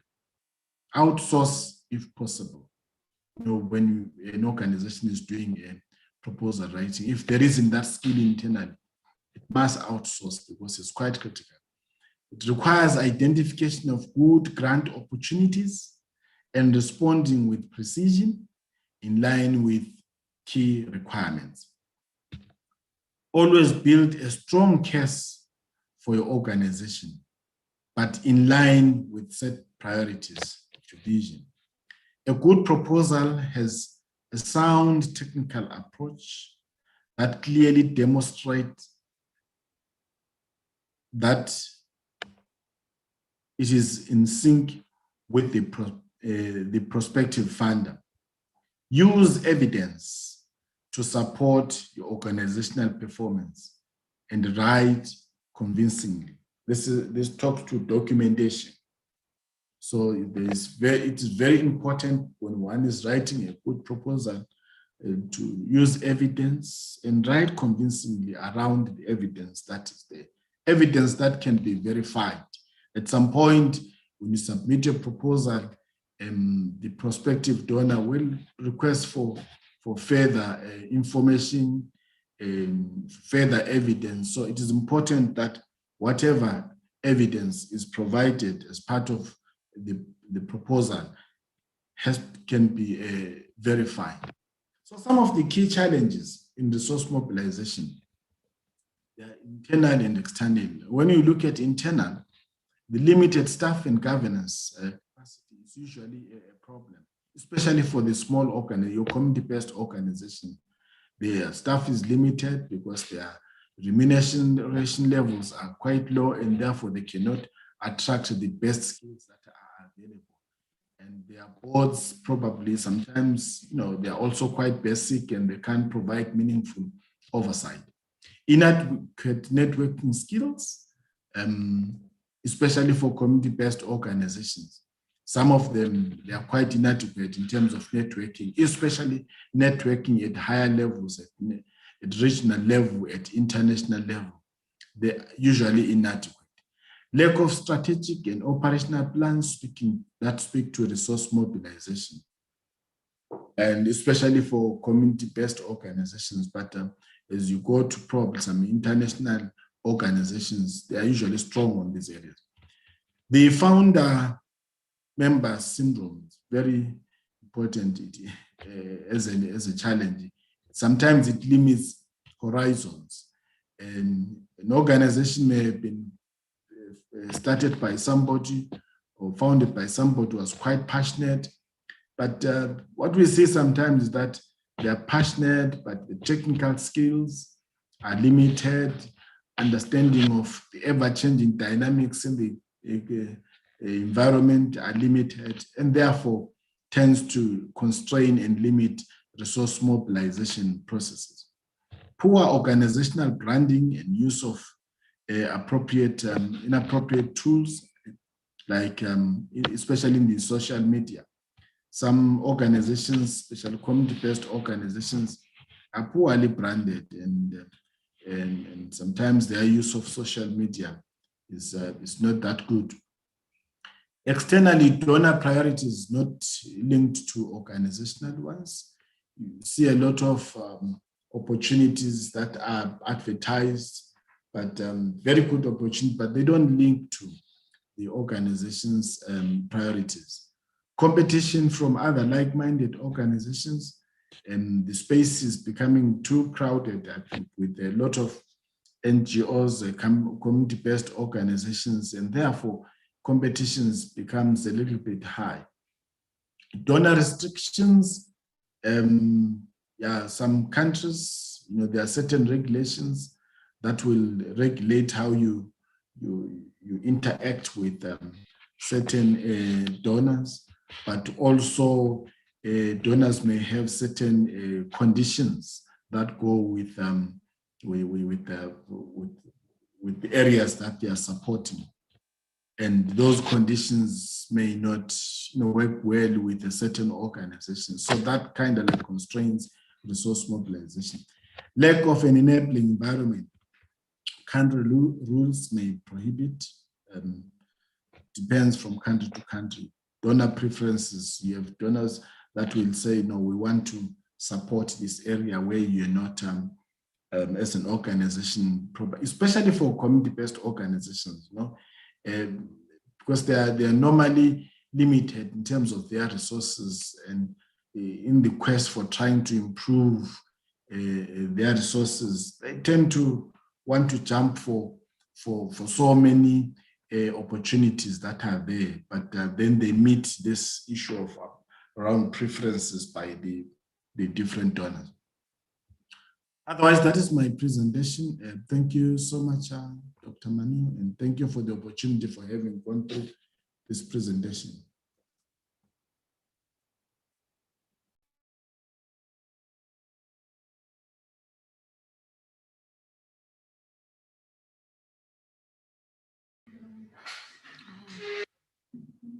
Thank you, Dr. Dev.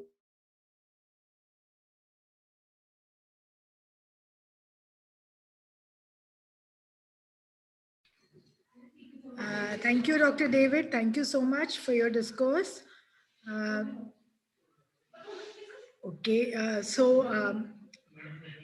the platform is open for questions.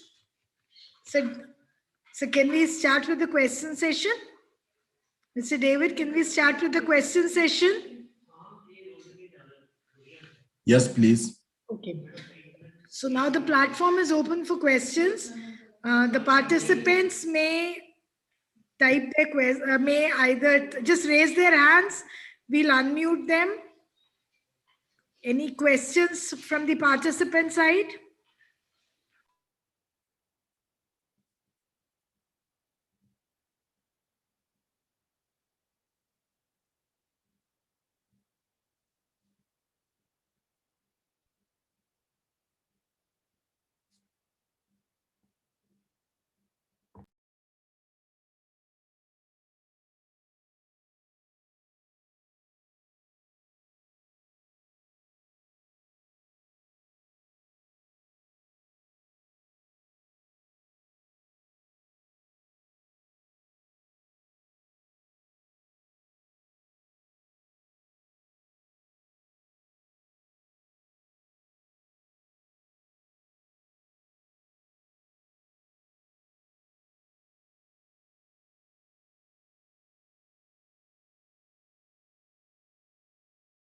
Yes, Dr. Gangu Naidu, yes, you can unmute yourself now.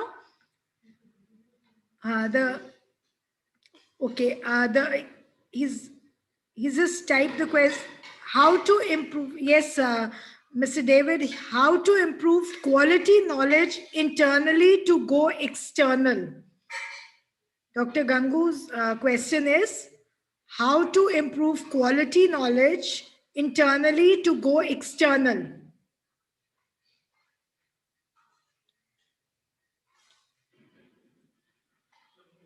So kindly unmute yourself, Mr. David. Okay, no, thank you so much for the question. Not so sure if it's quite clear for me, but I'll try and answer it from how I'm understanding it. How to improve quality knowledge and to go. Sorry.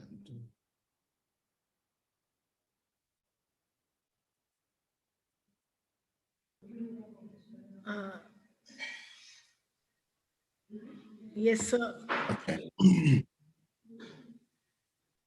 I think for me, this question is speaking to the internal capacity that an organization has. So it's very important to train those that are available, the staff resources that are available internally, especially the staff. Give them adequate skills, train them in resource mobilization, and train them in crafting quality proposals. This is very important that we develop that kind of capacity and skills within the organization so that it can then be able to go out. But also some internal processes can take place through some internal meetings. Use those meetings to scan the environment out there and assist each other as teams to understand the external environment and how it can be approached quite specifically, directly, and with quality information. So that for me, that is important, that the human resource that is within the organization should understand resource mobilization, should have the technical skills, like for writing, should have the technical skills for understanding, for scanning the environment and bring it to their local context.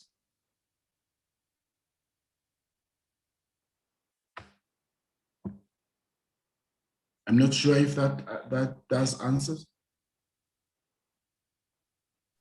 Dr. Gangu, are you satisfied? You can unmute yourself. The participants can unmute. We've given you this option.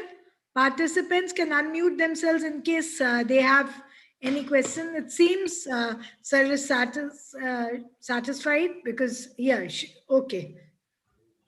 Right. Done, sir, done. Okay, done. Okay, Mr. David, you focused on the strategic plans for resource mobilization. What I feel in India, we generally have the one size fit all strategy. India, there's a problem that we are generally into this, that one size should fit into all.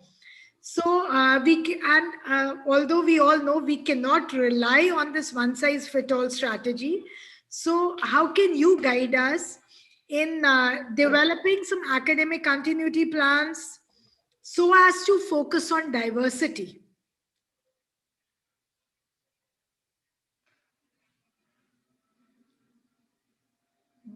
I hope I'm able to. Thank you. I hope I heard there was a little bit of some break, but what I heard, I'll try and repeat what I heard. That you are talking about dealing with the one size fits all kind of an approach. That how do we go outside of that and be able to meaningfully diversify?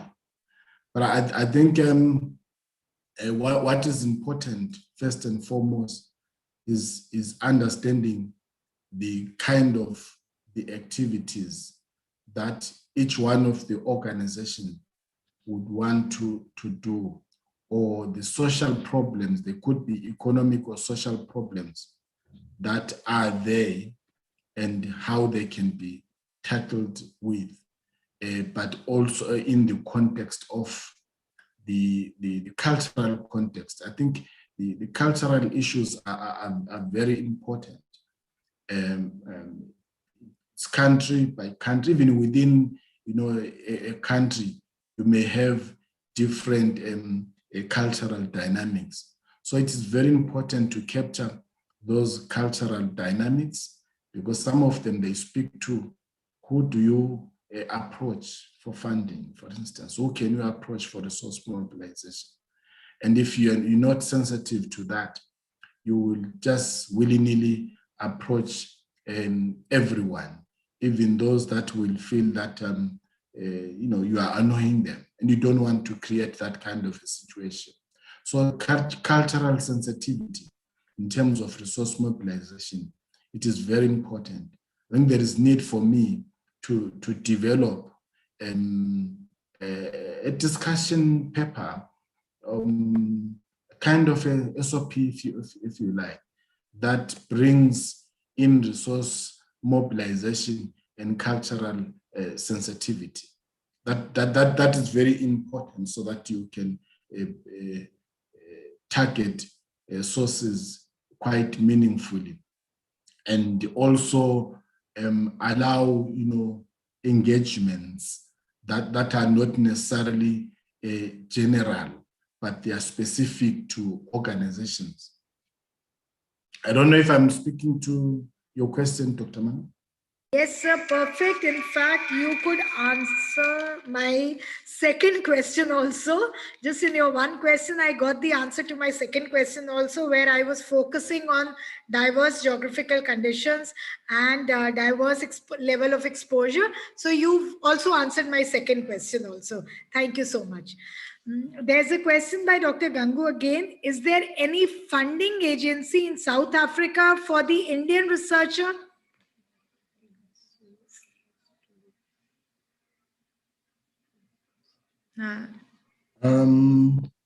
Well, I think I wouldn't say yes or no now, but I think it's something that can be we can explore. Myself and Dr. Truman Bimiso, I think, can look into that and give information about that kind of availability. Right, sir. So I hope Dr. Gangu's got the answer. Anyhow, sir, you can, no issues. You can, Dr. David has already given his email ID. Tomorrow we'll be having Dr. Dumizo. So I think they can be of help to you. You can directly contact them. So there's another question in the YouTube that could you just focus on the documentation process needed for research mobilization for educational institutions?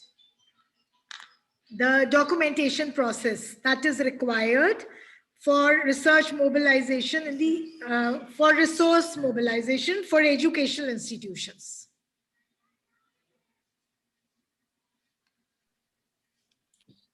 Okay. Thank you so much, Dr. Manu. I'm not mainly in the academic. In terms of my day-to-day work, right. I work with community-based organization in terms of documentation. I think my experience is that in terms of improving documentation, you really have to infuse operational research. It's very important at a local level, at a program level, at a project level. Operational research is very important. It allows you to document a lot of things like your change stories, your impact, the voices of the people that have been impacted by the program.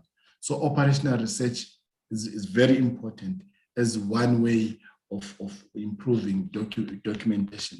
But also it is very important to have whether organizations or individuals, your critical readers or viewers, that what has been documented and written, there has to be some kind of a critical reader that will make sure, just make sure that everything is polished, and that critical reader also can relate to the kind of opportunities, the donor opportunities, the funding opportunities that are available. So the documentation process will necessarily, speak to the opportunities also that do come up. But the operational research aspect captures it all. But sometimes, this is an aspect that you don't, especially in community-based organizations. You find that it's quite weak.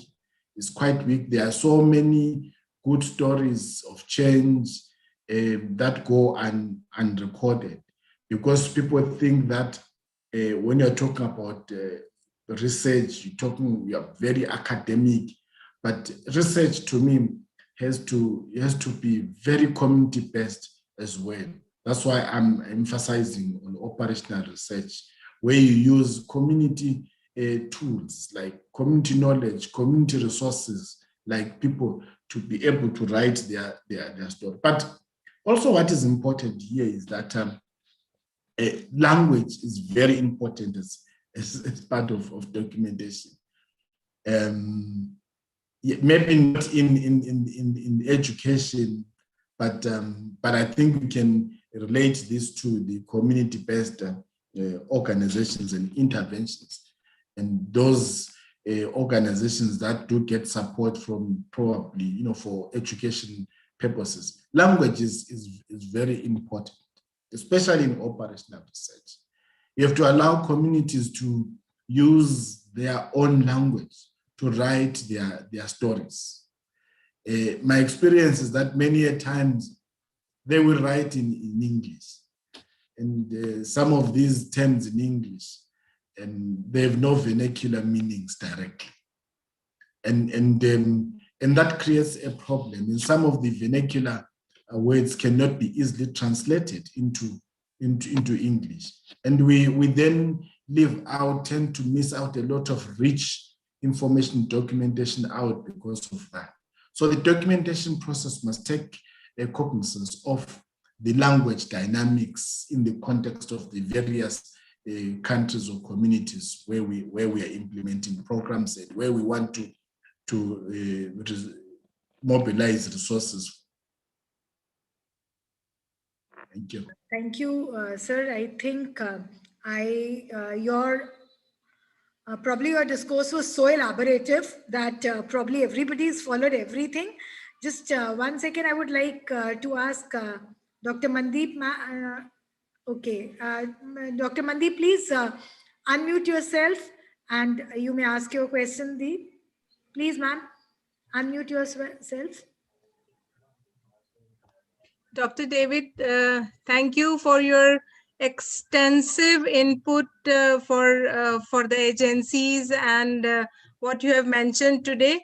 I wanted to say, like you mentioned, that we have a kind of cultural input in the field of education. Here in India, or I do not know, maybe in your country also, we always have, we look for government agencies always. That government should be funding, there should be government which should be giving the inputs and all. What about corporate sector? What is your opinion about their contribution, maybe in the field of education, maybe in the field of any growth that takes place? So can teachers be putting up their applications? Can teachers be looking forward for funding from corporate sector? Do you have any inputs for that for our teachers? Because generally non-government organizations are also looking for, but there is not a link between the two, teachers and the corporate sector.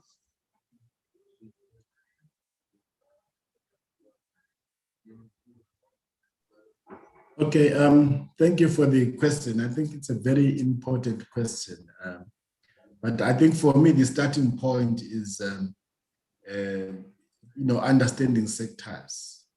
I think what you are talking about is a general phenomenon that government agencies or departments are expected to fund, and like your NGOs, your local NGOs. And I think it does make sense. First and foremost, it does make sense because these organizations are bringing skills in supporting government where they've got gaps.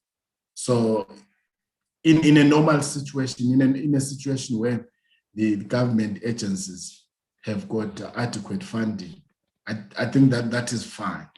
But the real situation is that government agencies don't always have adequate funding. But of course, they've got the responsibility of driving change, like in the educational sector. It's it's a responsibility of government, to see that there is quality education across the board within the citizens. But I think from where I'm sitting in my experience, we've seen a situation where, the sectors are quite like segmented. You have got the public sector, which is your government department. You have got your civil society sector, which is your NGOs and so forth. And then you have got your private sector, which is made up of your private organization. And I think it is that area that must comprehensively link to what they call the corporate social responsibility. Like challenge the private sector to come in and invest equally in the development processes. For me, I don't think it is untoward for the private sector to be challenged to participate and provide funding. In fact, you need also even probably a very strong civil society sector that will advocate, that will go into the space of the corporate sector and challenge them to invest in some of these social processes, because that's where they are getting their profits from, and they should be able to invest in that. We are seeing, I think, those kind of developments in some other countries, even in South Africa. You do see some big corporate organizations like your MTN, your Vodacom, providing resources for education, especially in this era of the fourth industrial revolution. We've seen some IT companies, some communication companies providing like your laptops, your tablets to educational institutions, so that the learning can be better and you can see better education outcomes. But there are other also, like sectors, of course, the sectors, business sectors around the environment, around, that is very important also to see how the private sector can bring in resources in dealing with certain key environmental issues like environmental degradation, climate change, and so forth. For me, I think it's an opportunity that can be taken advantage of to launch, like, I don't know what the situation is like in India, like you're saying, but to launch a very good advocacy program or strategy to challenge the private sector to meaningfully come together as a partner, as an equal partner in development, not just about taking resources, getting profits, but also investing into communities, into the future of the communities for their own future profits as well. I don't know if that speaks but I've passion around some of those things, perhaps. Thank you, Dr. David. There's a basic point and passion, I would say, like we always look for, but then there is lots to be done in the field of education and in the field of, as we all are now, it's a global world. So there is not the looking forward should not be only that what government can do, what corporate sectors, we all need to be working together, and definitely together we can. That should be the attitude. Teachers need to break the barriers, and teachers need to be passionate about their research.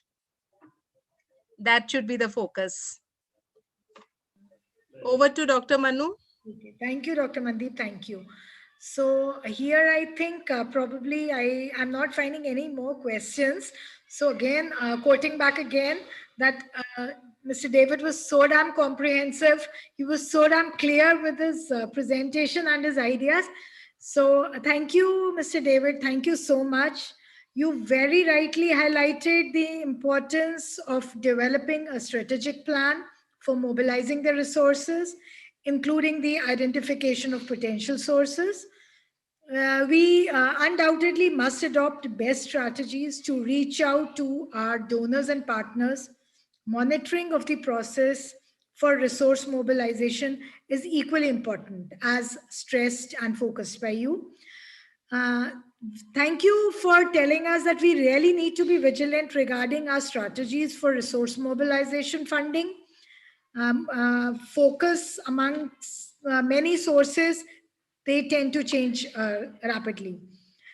The community itself plays an important role, and we need to tap our own resources. That is actually what I feel you tried to convey, that it is our duty to tap our own resources. Yes, community is providing us, be it physical, human, financial, all kinds of resources, and it is our duty as humans to tap these resources.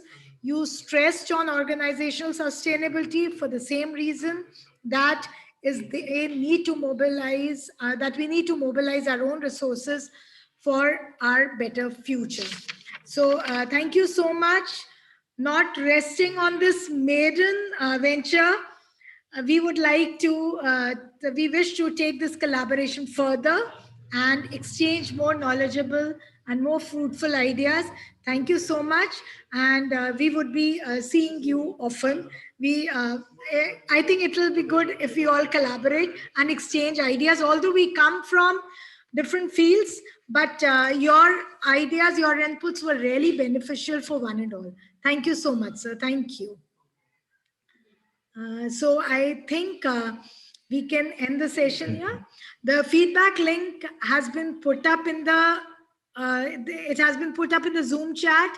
It is being put up in the FDP groups also, and also on the YouTube channel. So all of you can just send your feedback, which will be sent to the resource person.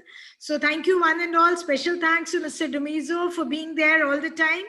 Thank you, and thank you for acquainting us with a wonderful resource person. So we need to thank you for it also. So thank you one and all. Dr. Mandeep, can we end the session here? Yes, Dr. Manu, I think again, as I said it, that today's session got a little early, it got over, but I request all the participants to shell out the time for tomorrow also, and your attendance is counted for this FDP, so please stay connected and stay available. We will be learning tomorrow again about the agencies and a different topic which is already provided to you. Some of you today, you were not able to get into the groups. Some of you were not able to get into the Zoom. So this is what our request is. That feedback form you should fill up. The attendance is counted even in that also. Whichever the mode you are available, focus on learning.